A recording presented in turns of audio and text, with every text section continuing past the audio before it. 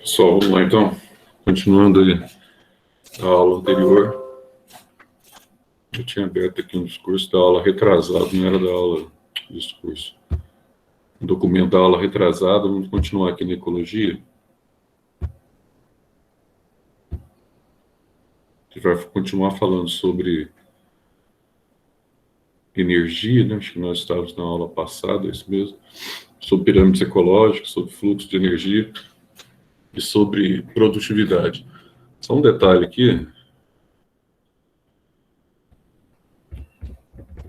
Vamos dar um primeiro conceito aqui de teias alimentares, que nós entendemos por teias alimentares. Então, nós vemos as cadeias alimentares, e quando nós temos na verdade, quando nós temos a interação entre as cadeias alimentares, nós vamos ter, então, uma teia alimentar, tá? Então, vamos colocar assim, ó, em um ecossistema, colocar assim, as cadeias alimentares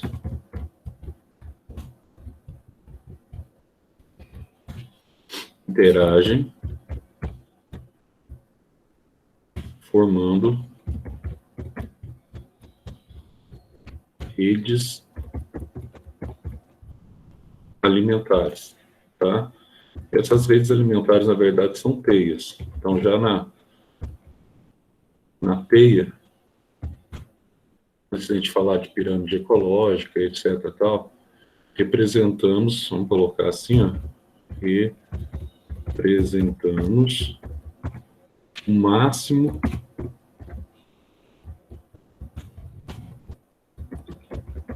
de relações tróficas. Você vai ter aqui, ó, o máximo de relações tróficas existentes entre diversos seres vivos, tá?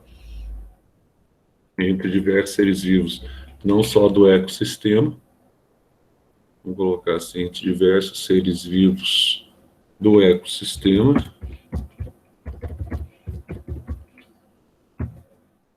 e ainda observamos que um animal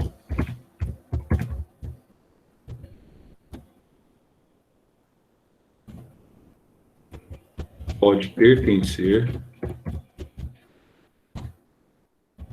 a níveis tróficos diferentes. Então, numa cadeia, você pode ter um animal seguindo uma determinada, uma teia, aliás, seguindo uma determinada cadeia dentro da própria teia. Ele pode ser consumidor primário quando ele come um determinado animal na teia. Agora, quando ele vem de uma outra vertente, ele pode ser consumidor secundário, consumidor terciário, então ele pode assumir várias características aí em relação ao aspecto de consumo, tá? Na mesma cadeia. Vamos colocar assim, ó, é o caso dos onívoros, né? Somos nós. Nós, os mamíferos, como os porcos, por exemplo, né? Que consomem, tá? Simultaneamente, herbívoros e carnívoros, tá? Que consomem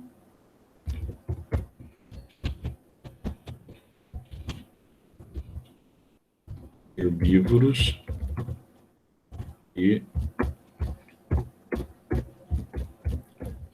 carnívoros, tá?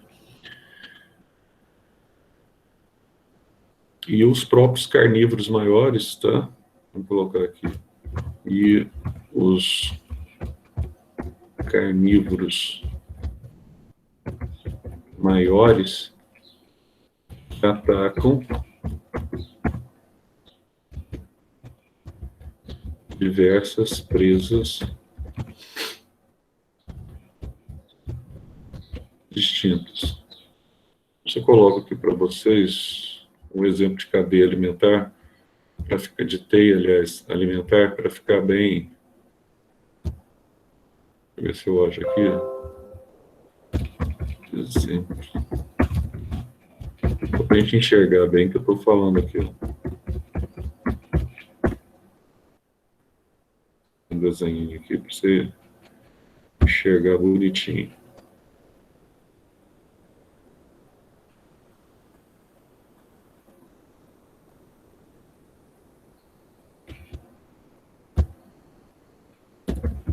Vou colocar esse aqui só para você enxergar aí no seu material. Print.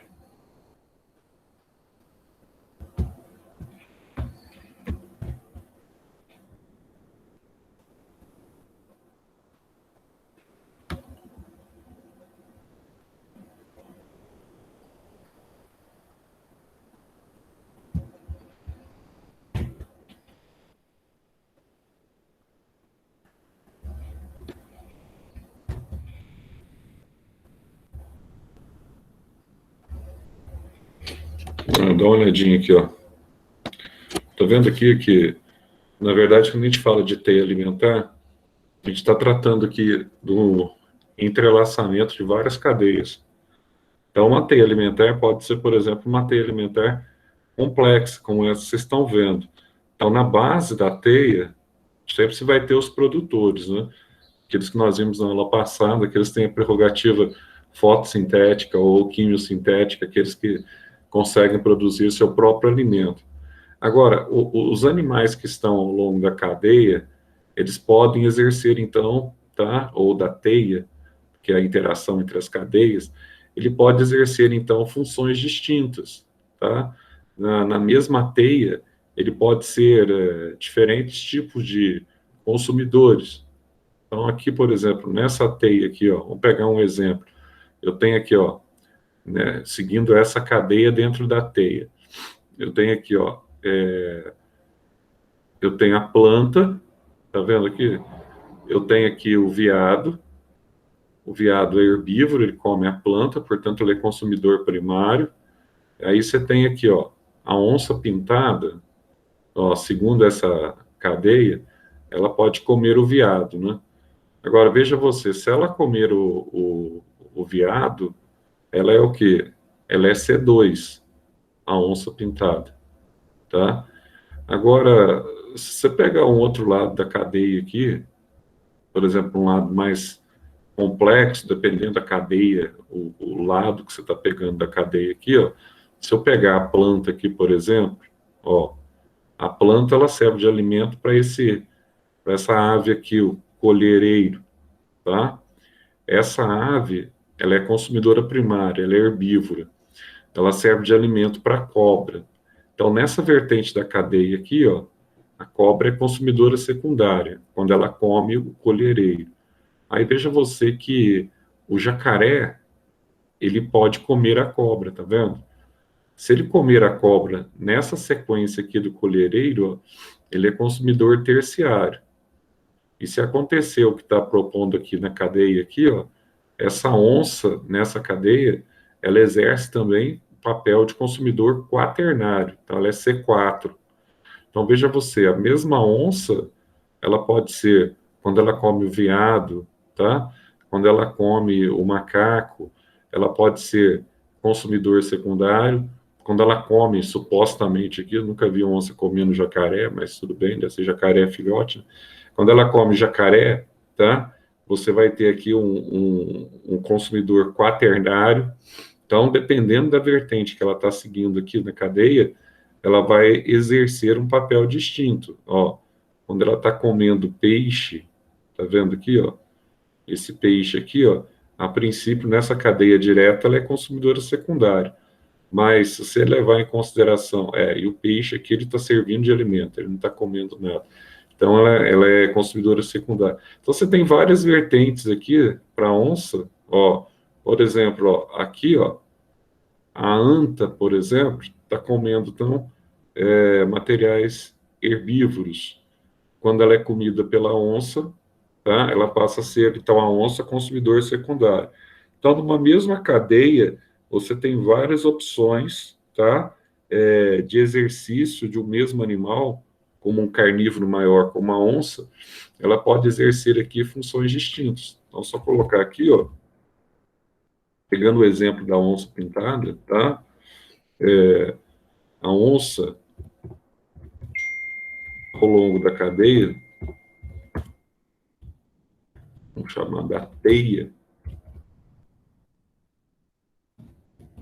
pode seguir diferentes cadeias.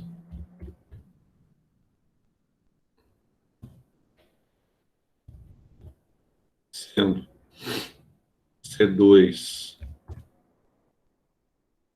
ao comer o veado e o macaco, ao comer o veado e o macaco, nesse caso aqui eles são C1, tá? E ela pode ser também, por exemplo, IC4, quando alimenta-se do jacaré. Então fica nítido aí, tá? Que o mesmo animal ele pode seguir, então, na teia alimentar, ele pode seguir aí várias situações distintas aí em termos de consumo. Agora, voltando naquilo que nós paramos na aula passada, que nós começamos a falar sobre a produtividade, que a energia sempre ela vai, tá?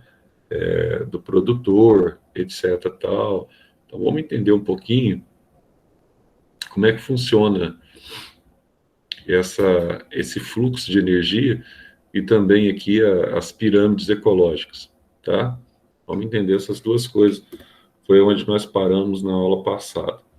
Então, vamos entender aqui agora fluxo de energia e fluxo de energia, vamos colocar assim, produtividades e pirâmides ecológicos.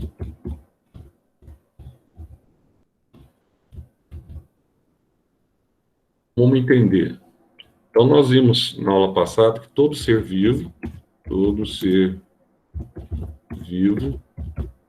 necessita de energia. Então, de uma forma direta, de uma forma indireta, nós sabemos que o Sol é a fonte de energia, como eu coloquei para vocês na aula passada, para todos os seres vivos, tá? Vou colocar assim, que é utilizada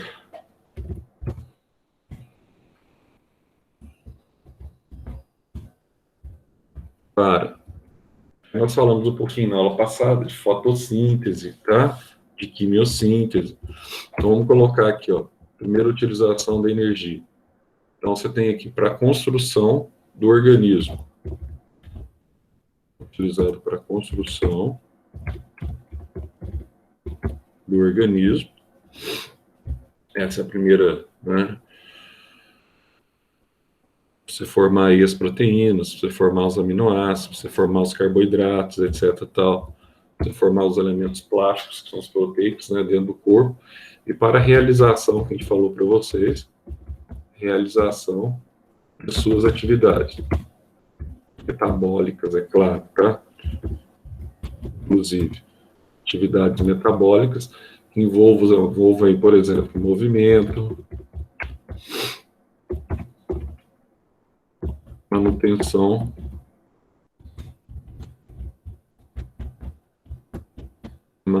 de temperatura, tá? Reações químicas,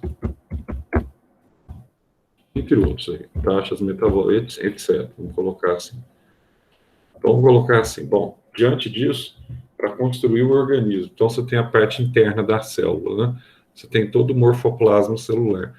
Então, para você ter o morfoplasma atuante, então você precisa, então, que ele seja construído. Como que ele é construído? Através da energia que a célula armazena na forma de ATP, tá? Então, vamos colocar assim, os seres vivos são constituídos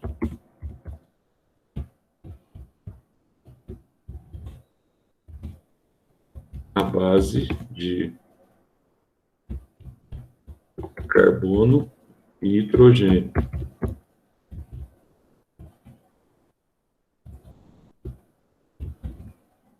Tá? Nitrogênio, opa. Nada mais são, e fósforo também, né? A base de carbono, nitrogênio, vou colocar aqui o fósforo também. Vou colocar, tá bom, carbono, nitrogênio, que são moléculas orgânicas. Vou colocar assim, que são moléculas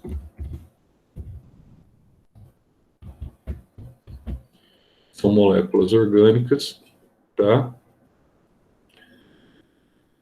E quanto maior for essa molécula, o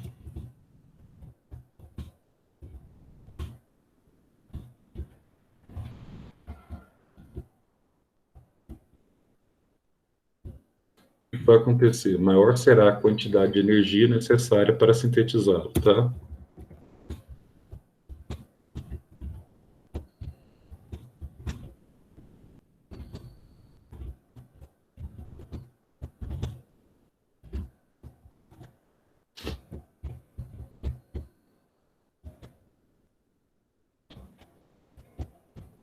Maior será a quantidade de energia necessária para sintetizá-lo, maior será, vamos colocar assim, a quantidade de energia nela armazenada.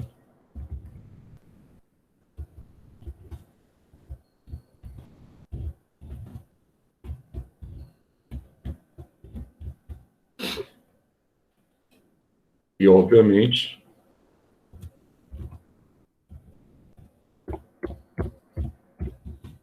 disponível para as atividades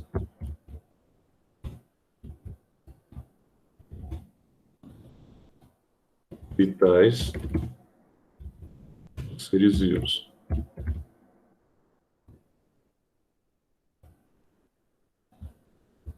A maior quantidade de energia disponível, tá, para as necessidades vitais dos seres vivos. Agora, outra coisa que nós vimos também. Então, toda energia, ela é proveniente, tá, da luz solar. Então, através da fotossíntese, as plantas conseguem, então, converter essa energia luminosa, tá, transformando em energia química contida no alimento. E através da quimiossíntese, você tem, então, a conversão de energia química, tá, em energia que nós chamamos, então, de energia que é liberada numa reação química capaz de fazer com que algumas bactérias possam sintetizar os carboidratos. Então, dentro dessa perspectiva, nós vamos entender aqui como é que funciona essa questão aqui que nós falamos para vocês de produtividade. Quais são as produtividades que os indivíduos conseguem estabelecer ao longo da cadeia? Então, a gente vai falar sobre as produtividades em função dos seres autótrofos, tá? E em função dos seres heterótrofos. Então, em função dos autótrofos, ou seja, aqueles que conseguem produzir o seu próprio alimento, e dos heterótrofos. Então, como é que nós entendemos essa produtividade? A primeira expressão que a gente vai usar é PPB. O que é isso, Zé? Isso aqui é a produtividade primária bruta. Ah, mas o que é essa PPB aí? Para que serve essa produtividade primária bruta? Então, basicamente, é aquilo que acontece com os vegetais, por exemplo, tá? É só para a gente entender, quando a gente fala em produtividade primária bruta, é a quantidade de compostos orgânicos, vou colocar assim, ó, é a quantidade de compostos orgânicos, tá? Produzidos pelos vegetais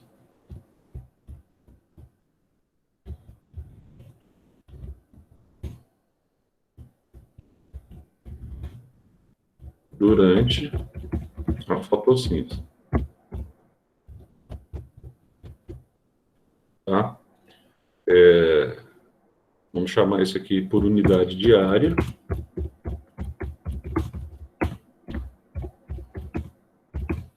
De tempo. Então, nós vimos o processo da fotossíntese, e nós vimos que a planta ela vai produzir uma concentração de energia, então ela consegue converter energia luminosa em energia química na forma de ATP. Né? Esse processo nós chamamos de fotofosforilação. Então, o ATP é uma molécula que tem fósforo, por conseguinte, é uma molécula inorgânica, mas que tem alta capacidade de liberar energia, tá? Então, aqui também, ó, a gente vai ter um outro detalhe. Só que, você fala assim, Zé, mas aquilo que o vegetal produz fica integralmente armazenado? Não, porque nós acabamos de dizer aqui no texto que parte do que ele produz vai ser consumido. Para quê? Para a formação celular, para a formação de compostos celulares, para a formação de tecidos, tá? E até mesmo para a utilização no metabolismo, nos movimentos, nas ações do cotidiano, tá? Ele precisa de energia, por isso que ele se alimenta, por isso que ele faz parte de uma cadeia alimentar. Então, por isso que quando a gente fala em produtividade bruta, significa a quantidade de energia que ele está conseguindo produzir através do processo fotossintético. Agora, quando a gente fala de produtividade primária, vou colocar aqui, ó, produtividade primária líquida, PPL, parece nome de partido político, né? Quando a gente fala de PPL, já está falando aqui do lucro que ele tem, tá? Então, você vai analisar tudo que você produziu na produtividade primária bruta e você vai subtrair o que você gastou, tá, nas suas relações metabólicas. Então, uma das relações metabólicas que mais dos seres vivos consomem, os aeróbios, por exemplo, consomem ao longo da sua vida, é através da respiração. A respiração te consome bastante, tá? Então, você vai colocar assim, ó, vamos colocar assim, vamos chamar assim, é a produtividade primária bruta, é a produtividade primária bruta menos a quantidade, vamos chamar assim, de energia consumida pelo vegetal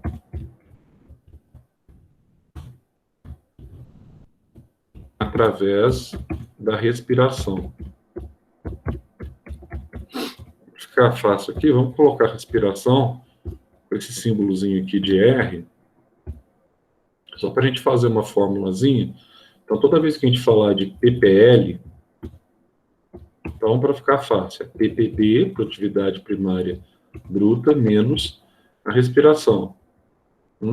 Então, Zé, quando eu passo de PPB para PPL, que eu vou ter minha produtividade primária, eu já tenho um decréscimo, né, Zé? Sim, você já tem um decréscimo de energia, porque parte dessa energia, ela vai ser consumida, então, durante o processo da respiração, tá? E assim você vai tendo ao longo da cadeia alimentar, aí você vai ter aqui, ó.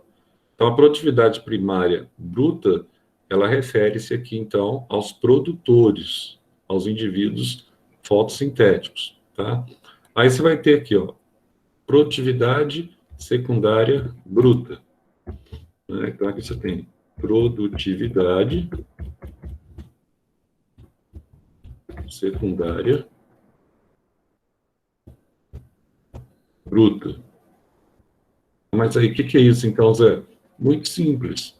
É a quantidade de energia obtida pelos herbívoros quando eles comem os produtores, tá? Então, é a quantidade de energia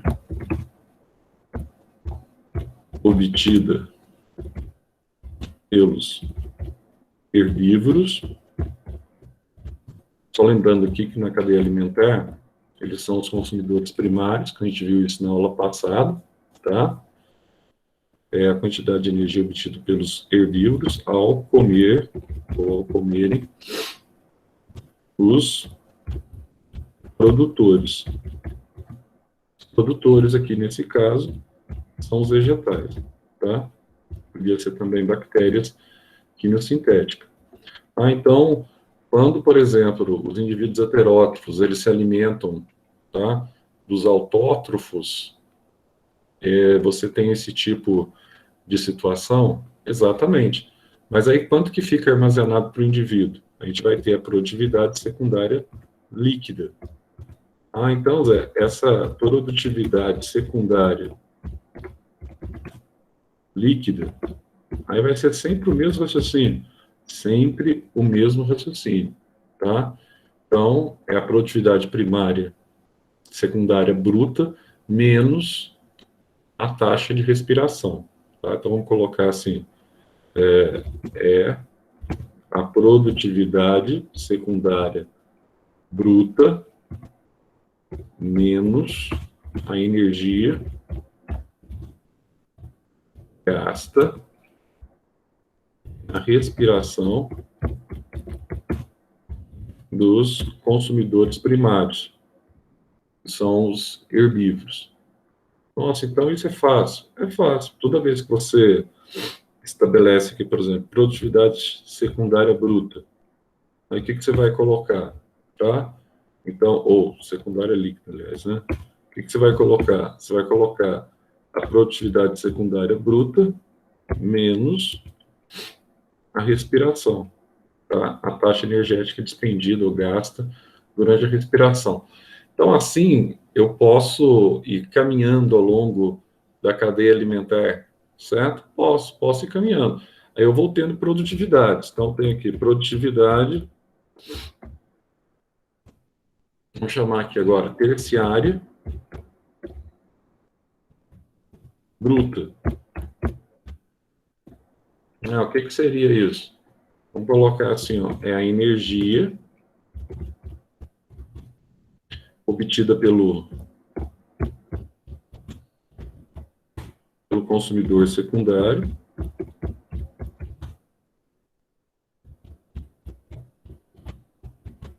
tá? Que é o C2 lá na cadeia. Isso aqui, o consumidor secundário já é o carnívoro, certo? Ao ingerir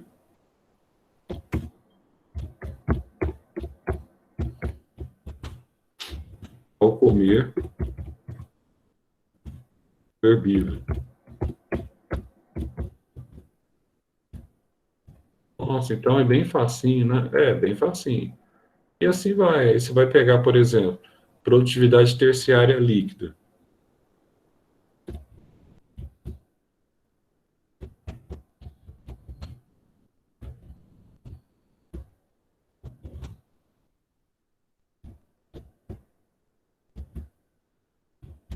Produtividade terciária líquida. Então, o que vai ser isso, Zé?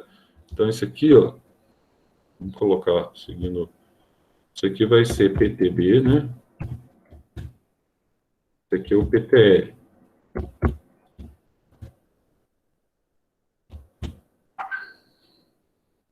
Bom, nesse caso aqui, se eu tenho a produtividade terciária líquida, o que eu vou entender isso aqui, ó? É a bruta menos a energia gasta na respiração dos herbívoros, tá? Vou colocar assim, é a produtividade terciária bruta menos a energia gasta na respiração, tá? Nesse caso, dos carnívoros, né? Então, à medida que você vai caminhando na teia alimentar, você vai tendo essas situações aqui, tá? Você vai tendo as energias expendidas ao longo do ecossistema. Mas você fala assim, mas daria para a gente enxergar isso aqui num gráfico, alguma coisa assim? Deixa eu ver se eu acho um gráfico aqui, que é bem fácil. Por isso que você vai entender das circunstâncias que a gente passou para vocês na aula passada. Além de falar para vocês que o Sol é a fonte de energia de todos os seres vivos, o que nós falamos para vocês também? Nós falamos que a a energia ela sempre vai de onde? Vai do produtor para os consumidores. De que forma? De forma unidirecional, tá? Então a energia, ela tem uma prerrogativa unidirecional. Ou seja, produtor, você tem a maior concentração de energia. E à medida que você está se afastando do produtor, você vai tendo um decréscimo nessa energia. Aí você fala assim, mas por que eu tenho um decréscimo nessa energia? Porque à medida que você está se afastando, o produtor ele tem mais. Aí, à medida que vão surgindo os consumidores ao longo da cadeia, você vai vendo que essa energia ela vai caindo. Por que ela vai caindo? Porque cada animal que participa dessa cadeia vai consumindo mais essa energia no seu processo respiratório. Então, quando você vai do produtor para o C1, a energia já cai um pouco.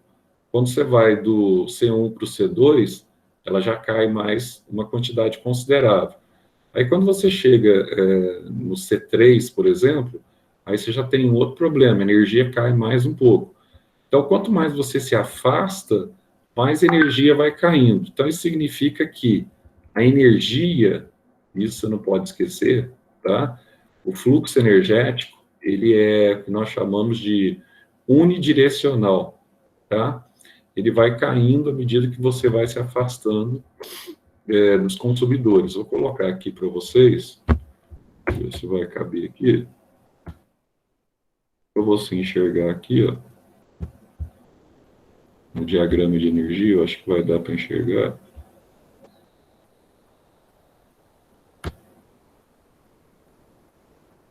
Olha só o que está acontecendo. Ó.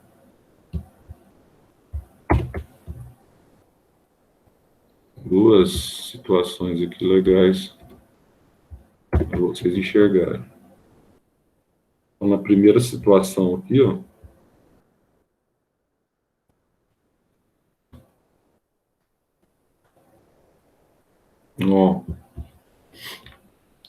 por onde vão as energias expendidas aí pelos consumidores, basicamente?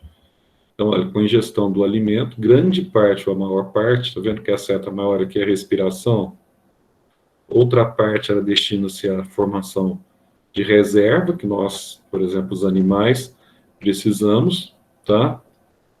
Você tem uma energia que durante a morte, ela é disponibilizada aos decompositores, que a gente já falou que realiza a reciclagem da matéria, e tem uma energia também que através da eliminação de urina, por exemplo, e de fezes, também ela passa a ser disponibilizada na forma de compostos orgânicos aos decompositores. E aqui, ó, que legal, se você for enxergar aqui, deixa eu aumentar um pouco para você ver aí, melhor. Ó, aqui o Sol como fonte de energia, tá?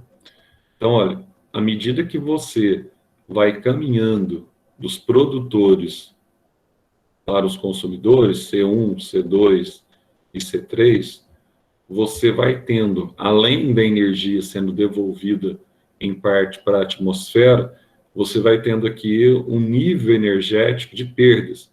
Por isso que uma cadeia alimentar, ela não é infinita, vai aumentando, aumentando, aumentando e nunca para. Não, ela vai chegar num ponto em que ela vai finalizar os seus elos. Porque aquilo que eu falei na aula passada, aí você não vai ter um indivíduo que come, por exemplo, vai ser difícil você encontrar numa cadeia um indivíduo que vai comer, por exemplo, o gavião, tá? Então aí fica difícil. Então você tem o topo daquilo que a gente chama de topo da cadeia alimentar. Eu vou colocar mais isso aqui só para você entender com relação a essa questão de concentração de energia. Acho que aqui também fica legal esse desenho aqui, ó. Ou, deixa eu ver se eu consigo, né? Porque aqui, às vezes você não consegue, mas acho que eu vou conseguir. Olha para você ver aqui o fluxo de energia em uma cadeia.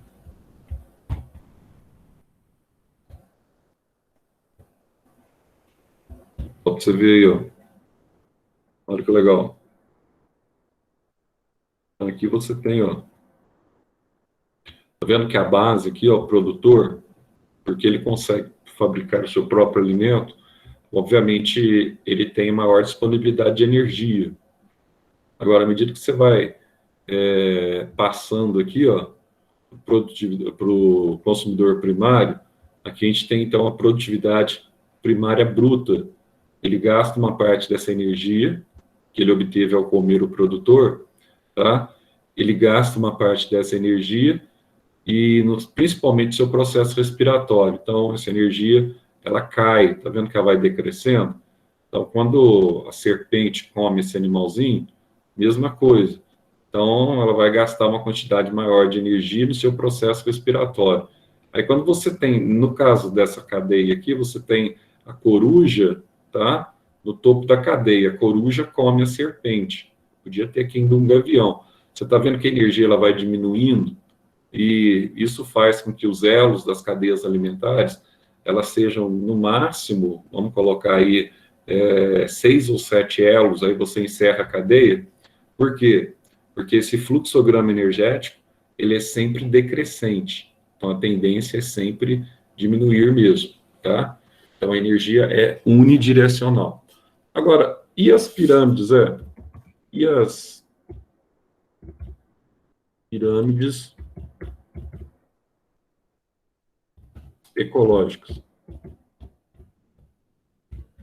Quem são essas pirâmides ecológicas? O que nós chamamos de pirâmides ecológicas? Quando a gente fala de 3 tipos de pirâmide, o que nós estamos falando, tá? Então, primeira coisa, pirâmides ecológicas nada mais são do que representações gráficas, vamos chamar assim, ó, são representações gráficas das cadeias alimentares, tá? Então, eu posso representar uma cadeia, eu vou pôr um desenho para vocês enxergarem melhor. Eu posso enxergar uma cadeia alimentar, Zé, a partir, então, tá, de uma representação em forma de pirâmide? Sim. Vamos colocar assim, ó, a pirâmide, ela é construída por uma série de degraus ou retângulos superpostos, tá? É construída por uma série de degraus. Esses degraus aqui, que a gente vai chamar de degraus, são, na verdade, retângulos. A gente vai usar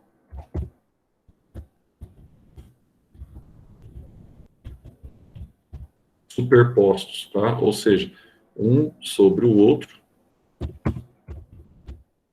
representando os níveis tróficos dessa cadeia, por exemplo, tá? Então, aqui nós vamos ter aqui, ó, 3 tipos de pirâmides que a gente vai ver, que é importante para a ecologia. Então, existem 3 tipos de pirâmides. Então, quais são eles? A gente vai ter a pirâmide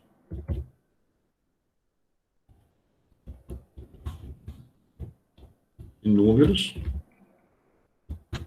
tá? A gente vai ter a pirâmide de biomassa e a gente vai ter a pirâmide de energia.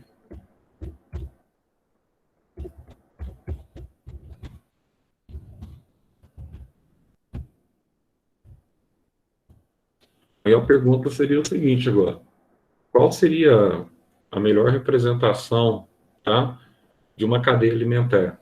Bom, a melhor representação de uma cadeia alimentar, a gente vai ver que ela vai se dar através de uma pirâmide de energia, tá?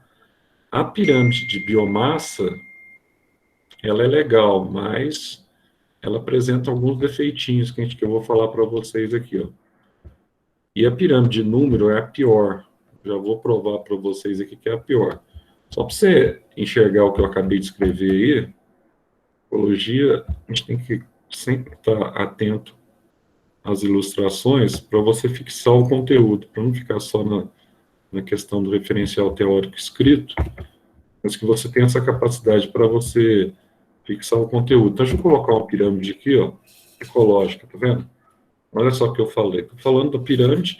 Então, na base da pirâmide aqui eu tenho, ó, os produtores. À medida que eu vou subindo na pirâmide, eu vou ter os consumidores. Então, cada retângulo desse aqui, ou cada degrau, como queiram chamar aí, da pirâmide, você vai ter um nível trófico ou nível de alimentação diferente, que vai dos produtores, herbívoros, C1, C2, C3 e assim vai, tá? Ao longo da cadeia. Quando você representa os decompositores, esse decompositor aqui ele sempre vem ao lado, porque nós falamos para vocês que os decompositores eles são também conhecidos como níveis tróficos variantes, ou seja, os decompositores, quando os animais liberam seus dejetos, suas fezes, suas excreções, quando eles morrem, eles tendem a ser decompostos, né? Ou até mesmo os seus compostos orgânicos que eles liberam. Como eles vão ser decompostos, os decompositores eles estão, na verdade, interligados a toda a cadeia alimentar, indistintamente, tá? Então, vamos falar um pouquinho de cada pirâmide. Então, tipos de pirâmides. Vamos ver aqui, qual que é o benefício, qual que vai ser aí, tá? Para cada pirâmide que nós vamos ter. Então, a primeira pirâmide que a gente vai ter aqui, ó, a gente vai chamar de pirâmide de números. Vamos colocar aqui, ó, pirâmides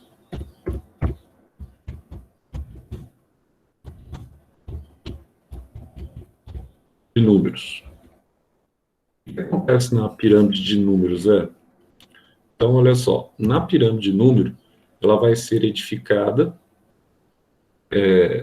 com essa superposição aí de retângulos, que a gente vai chamar horizontais da mesma altura, tá? Edificada pela superposição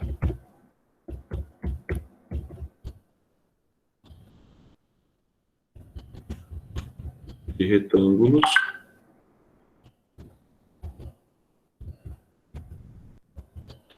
vamos chamar então retângulos horizontais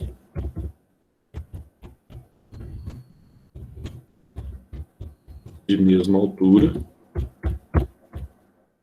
tá? Sendo o comprimento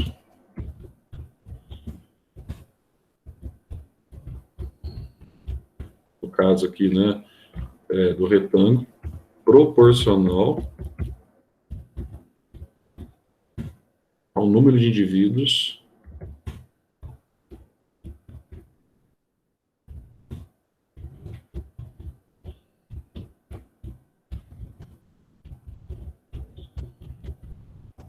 ao número de indivíduos existentes em cada nível trófico. Então, em cada parte dessa aqui, ó, você vai colocar aqui quantos indivíduos eu tenho. Ah, eu tenho aqui 1000 pés de milhos. Eu tenho aqui 100 mil besouros, tá? Eu tenho aqui 200 milhões de protozoários, 1 bilhão de bactérias. Então, eu posso representar aqui através do número de indivíduos, tá? Nessa cadeia. Então, isso que é a pirâmide de números. Então, você precisa entender. Aí você fala, mas será que ela é uma boa representação gráfica para a cadeia alimentar? Tá? Então, depende. Mas, normalmente, ela não é uma boa representação gráfica. Vamos colocar assim, ó. Então, na pirâmide de número típica, nessa pirâmide, vamos colocar assim, nessa pirâmide típica, o número de indivíduos diminui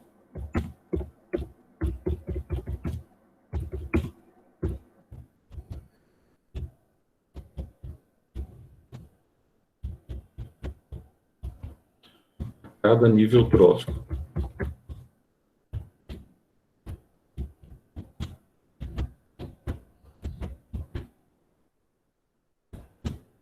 Ou seja, nesse caso, são necessários aí vários produtores para alimentar um pequeno número de herbívoros. Então, são necessários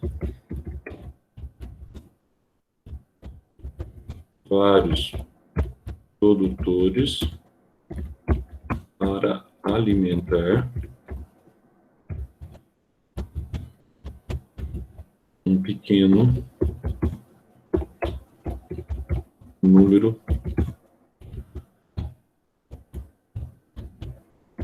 de herbívoros, tá? E, por sua vez, servirão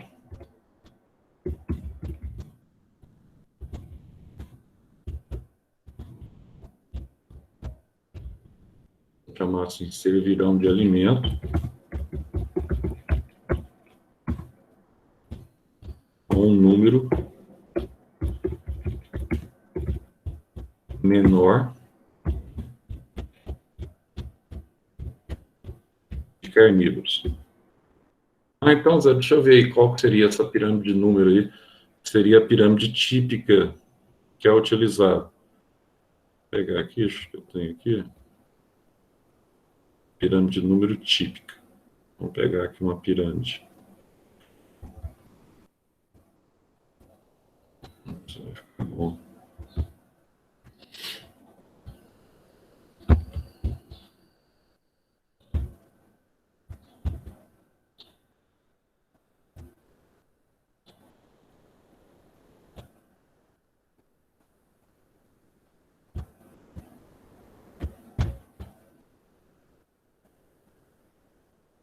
Olha só.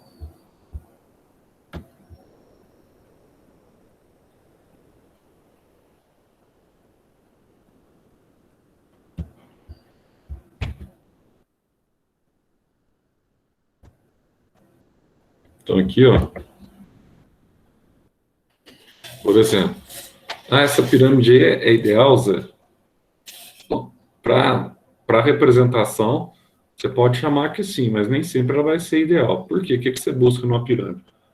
Você busca que o produtor, que é a base da pirâmide, ele tem que ser maior, porque ele tem maior concentração, né, de energia. Então, a base da pirâmide tem que ser sempre maior do que o vértice. Então, você tem que ter sempre uma pirâmide no sentido de pirâmide convencional mesmo, tá?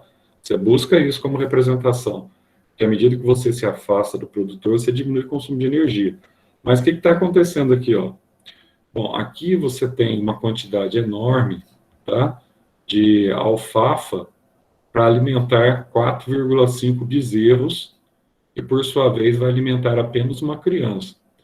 Então aqui você tem 20 milhões de pés de alfafa para alimentar menos de 5 bezerros, que ao longo da saúde nutritiva vai alimentar uma criança.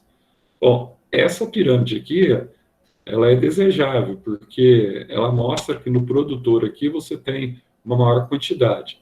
Agora, qual que é o problema dessa pirâmide de número? Nem sempre você consegue, tá, uma forma ideal, como está aqui, na pirâmide de número. Então, olha só, o problema dessa pirâmide, vou colocar assim, o problema dessa pirâmide que ela pode apresentar formas muito variadas.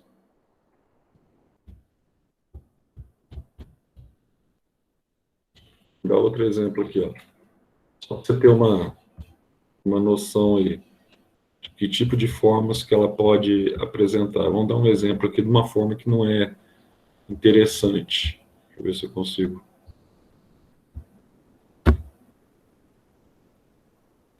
Colar.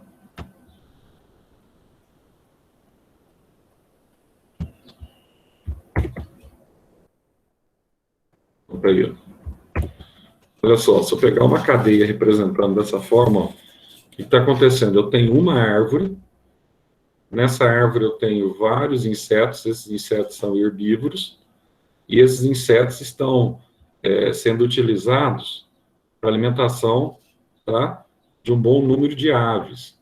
Mas olha só o que acontece. Essa pirâmide aqui ela é totalmente assimétrica. Embora, porque ela retrata apenas o número de indivíduos. Embora eu tenha apenas uma árvore, é lógico que a massa orgânica dessa árvore é infinitamente maior do que de insetos e de aves. Ou se eu ainda analisasse a energia, tá? É infinitamente maior do que a concentração de insetos e aves que eu tenho disponível de energia fotossintética armazenada por uma única ave. Então, aqui, ó, você tem uma pirâmide, exemplo de pirâmide assimétrica, tá? Ela está retratando um pouco aqui o que representa a cadeia alimentar. Agora, um outro exemplo que você vai ter aqui também, ó, você pode ter uma pirâmide de ponta cabeça, tá? Por exemplo, vamos pegar aqui essa pirâmide típica aqui, ó, que aparece também sempre, a questão aí de Enem, que é a pirâmide invertida. Ela desqualifica muito a pirâmide de número, esse tipo de pirâmide. Olha só um outro exemplo aqui, ó. Mesmo problema, ó. Olha o que acontece. Uma única árvore, porque você está retratando o número apenas, então, uma árvore serve de sustentáculo para uma população muito grande de pulgões, mas que são desprezíveis em termos de massa orgânica e em termos de energia, que serve para uma população ainda maior, tá? De protozoários. Então, aqui você tem uma representação também indesejável da cadeia alimentar. Então, nesse último caso, então, olha só, nesse caso, a pirâmide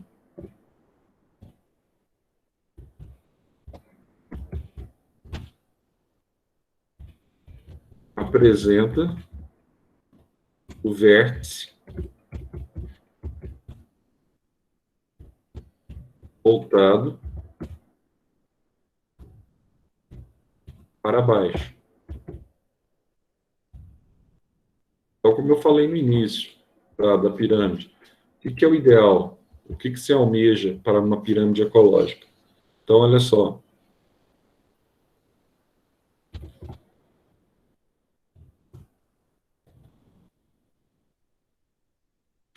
Vou colocar assim, ó. A melhor representação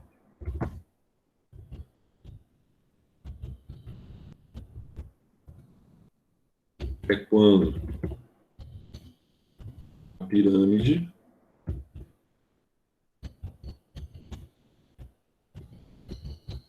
apresenta o vértice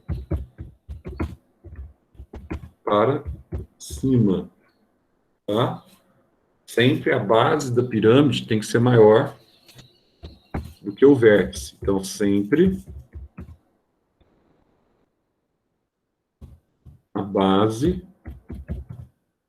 aqui que você vai ter os produtores, deve ser maior que o vértice. Então, isso que você espera de uma pirâmide. Então, no primeiro exemplo aqui, ó, até que isso aconteceu, mas você está vendo que, dependendo do exemplo que você vai dar, essa pirâmide ela já começa a ser uma pirâmide diferente, né?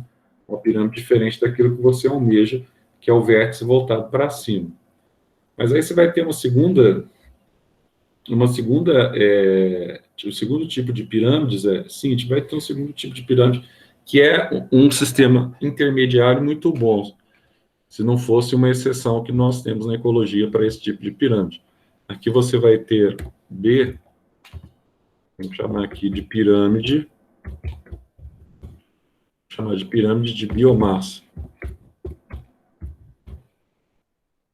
Primeiro, Zé,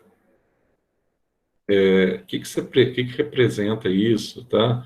Biomassa, etc. Tal. Quando a gente fala de biomassa, A gente está falando aqui, ó, da massa orgânica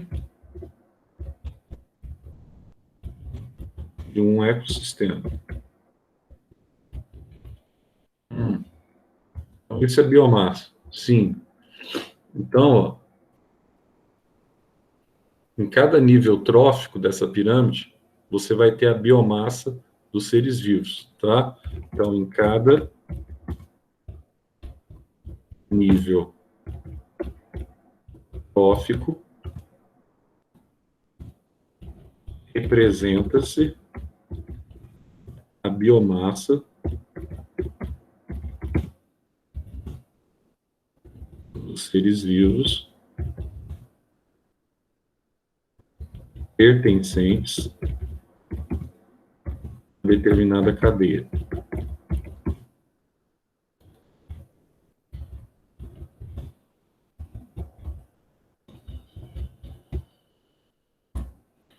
Mas então é facinho, então. Sim. Agora, veja que detalhe interessante. Geralmente, embora tenha uma exceção, geralmente, vamos colocar assim, ó, a pirâmide de biomassa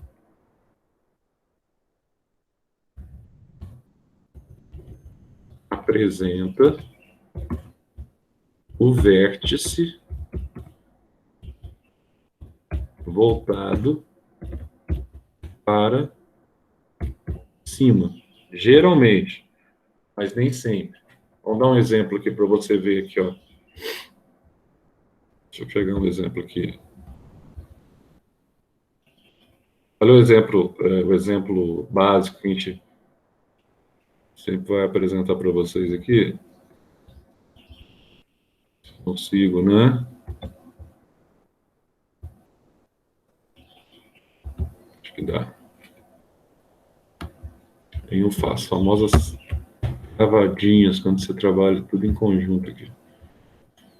Vamos ver aqui.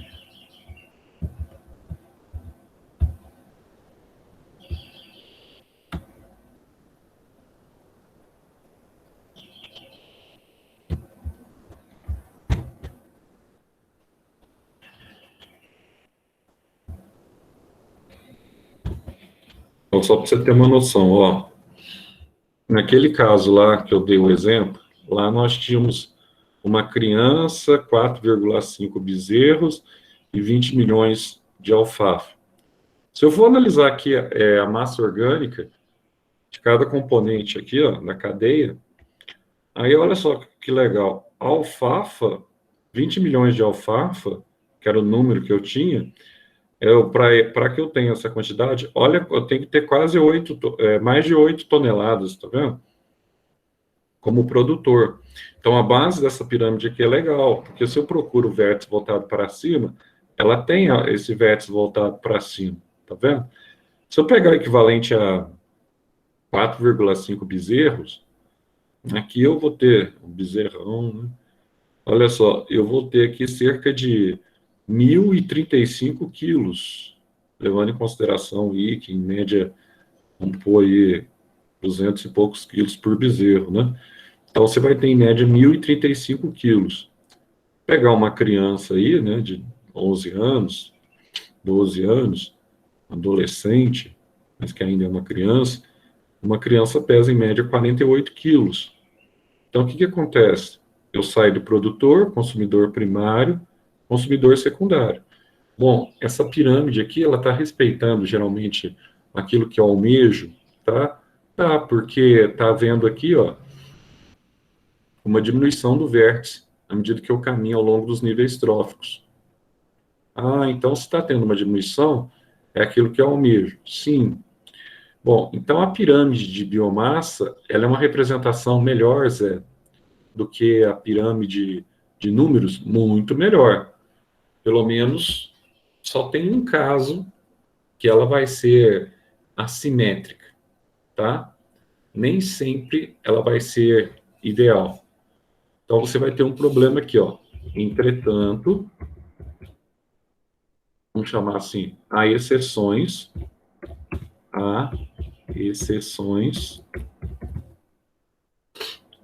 encontradas em ecossistemas marinhos.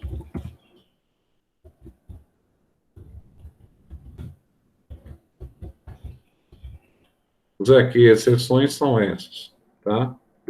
Essa tem exceção relacionada ao fitoplâncton e ao zooplâncton, tá? Onde o fitoplâncton são as microalgas. Então, nesse caso aqui, o fitoplâncton tem uma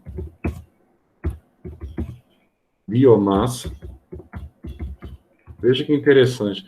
Então, fitoplâncton são seres produtores, né? Tem uma biomassa inferior à do zooplâncton. Os zooplâncton são os pequenos animaizinhos, né? Que ficam ali na água inferior à do zooplâncton. Nossa, Zé, então esse zooplâncton aqui, eu posso ter microcrustáceos, por exemplo, né? Eu posso ter aqui micromoluscos, por exemplo. Posso ter aqui, por exemplo, protozoários, pode ter. Então, você tem vários componentes. Só que esses componentes que compõem o zooplâncton, são componentes heterótrofos, obviamente, né? Eles não são autótrofos. Autótrofos aqui são o fitoplâncton, tá? Mas, vamos colocar assim, ó. Então, a biomassa inferior à do zooplâncton, só que o fitoplâncton apresenta uma velocidade de renovação muito mais rápida, tá? Mas com uma velocidade de renovação, e entenda isso aqui como reprodução, muito mais rápido.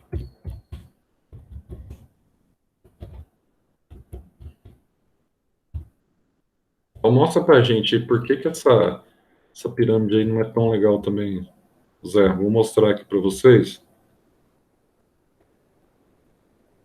Vou pegar ela aqui.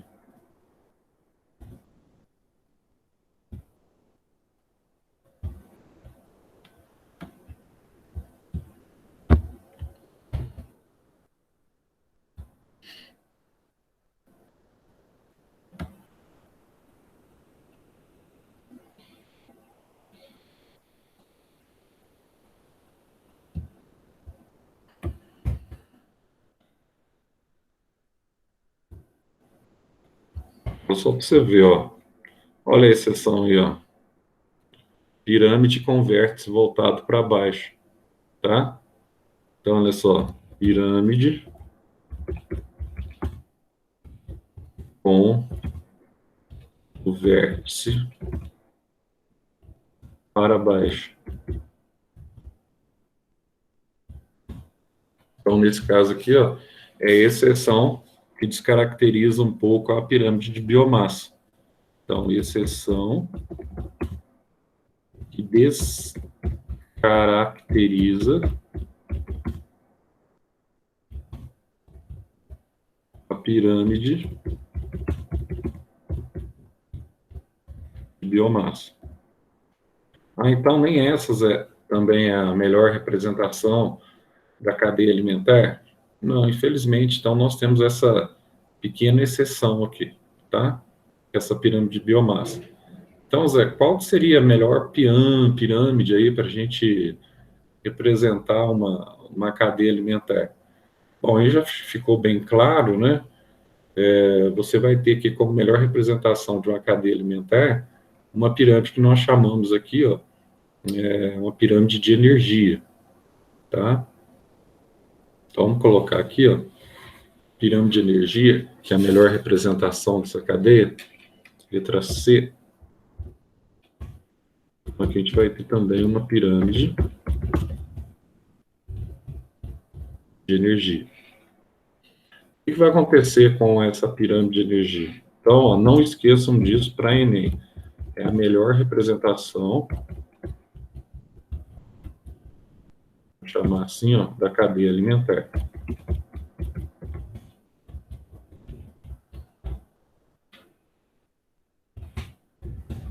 na qual cada nível trófico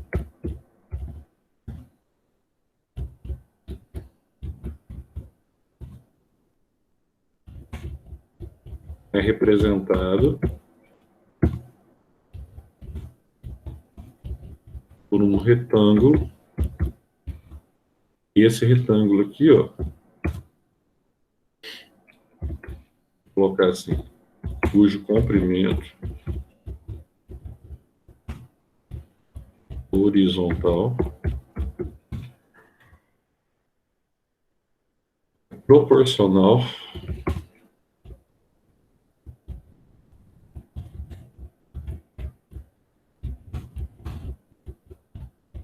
então, cujo comprimento horizontal é proporcional à quantidade de energia acumulada por unidade de tempo, chamar assim, ó, e de espaço, nesse nível. Ah, Zé, então, se você tem uma situação dessa, tá? Você tem sempre o vértice para cima, né? Sim. Então, nesse caso, vamos chamar assim, tal pirâmide apresenta sempre o vértice voltado para cima. Então, se ela apresenta sempre o vértice voltado para cima, ela é a melhor representação, então, de uma cadeia alimentar. Tá? Exatamente. Então, você vai ter aqui sempre o diagrama, ele vai mostrar que a energia flui, tá? Então, a pirâmide vai mostrar que a energia flui do produtor para os consumidores, tá? Então, a pirâmide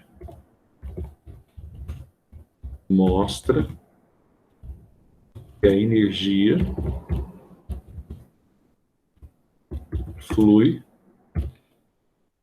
do produtor para os consumidores, tá? Então, o que vai acontecer? A energia, então, ela vai diminuindo muito quando ela passa através dos diversos níveis tróficos, tá? Energia diminui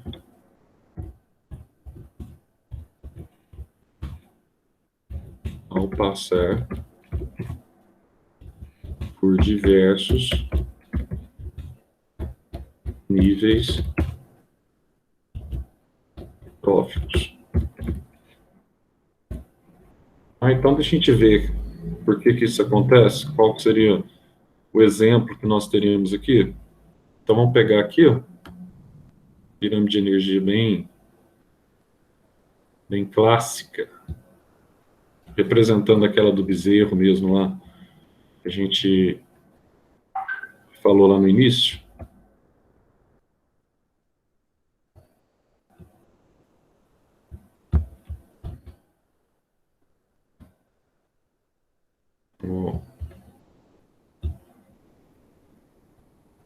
Deixa eu pegar aqui para você enxergar.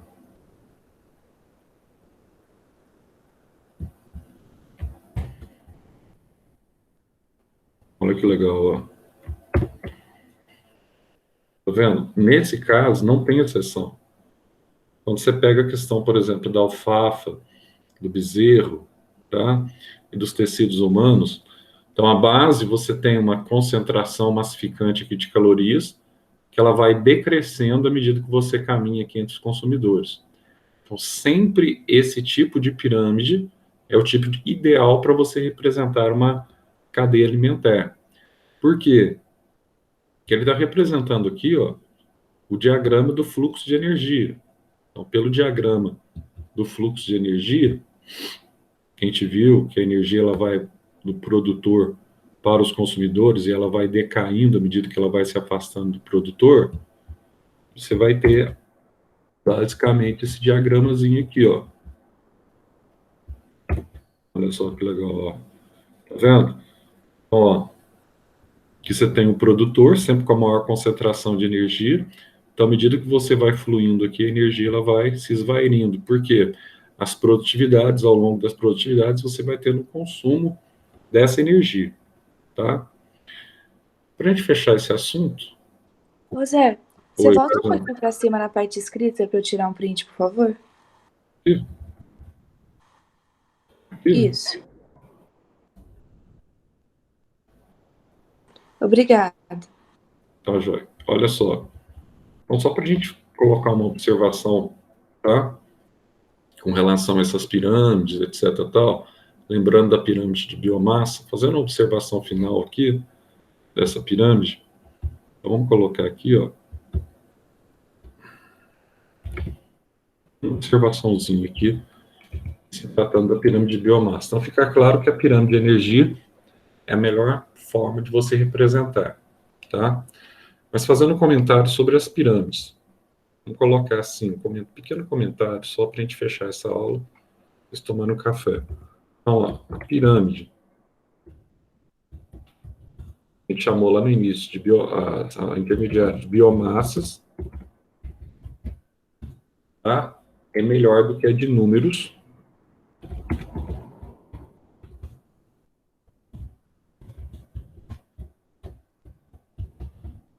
É melhor do que a de números. Para cada nível trófico, a quantidade de matéria, porque ela representa, né? Do que é de número. Vamos colocar assim, ó.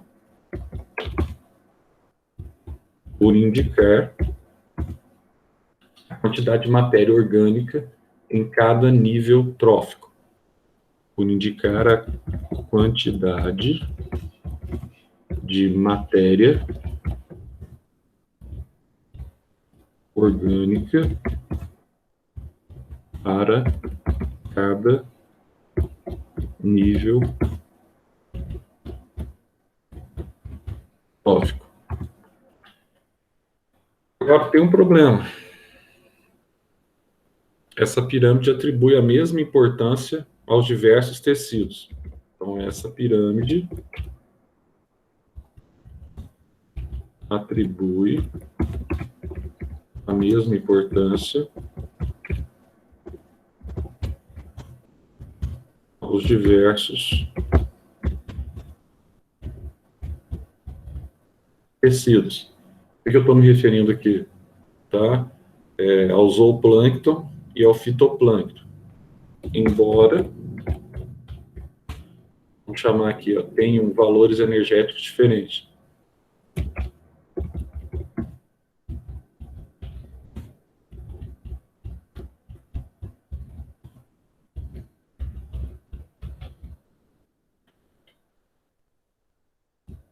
E tem um detalhe interessante.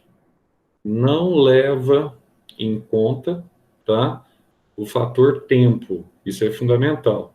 A formação do fitoplâncton, como eu disse anteriormente, é muito mais rápida que a do zooplâncton, tá?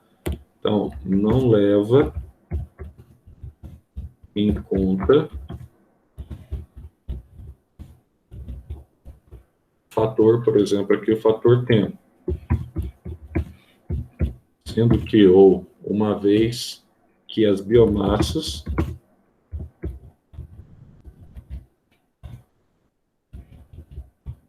podem ter sido acumuladas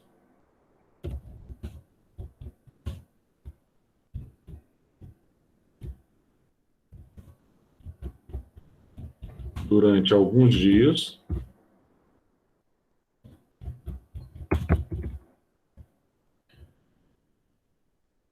é o caso do fitoplâncton, por exemplo, a multiplicação das algas é bastante violenta, tá? Pode ser acumulado em alguns dias, ou dentro desse ecossistema aí, ó, em centenas de anos.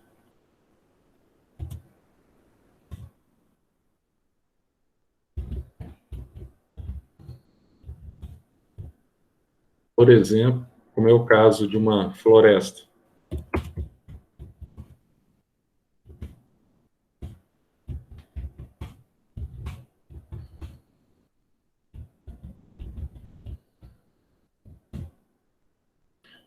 Assim, a melhor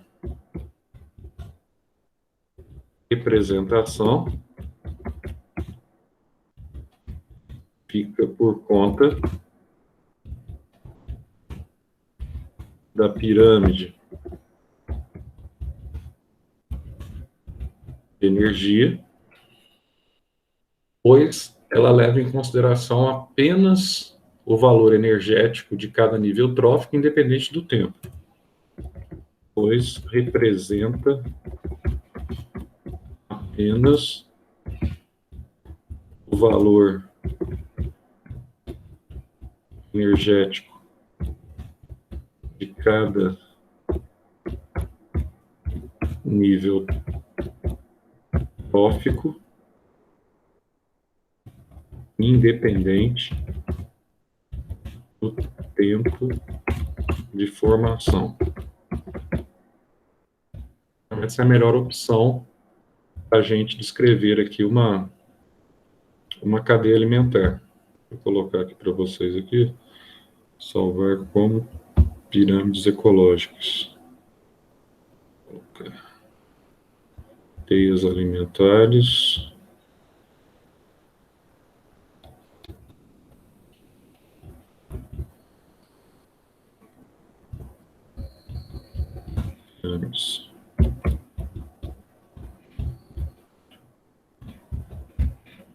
Pirâmides ecológicas. Então, aí, ó, para a gente antenar um detalhe aqui agora, para a gente finalizar a aula. Aqui para ver.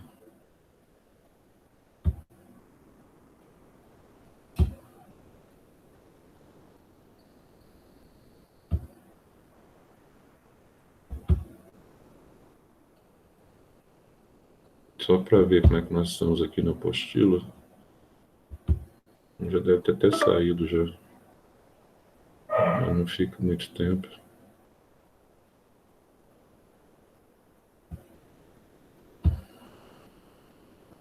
Biologia. Só ver aqui para a próxima aula para a gente seguir. Caderno 5. Estamos no caderno 5, né? Vamos ver aqui.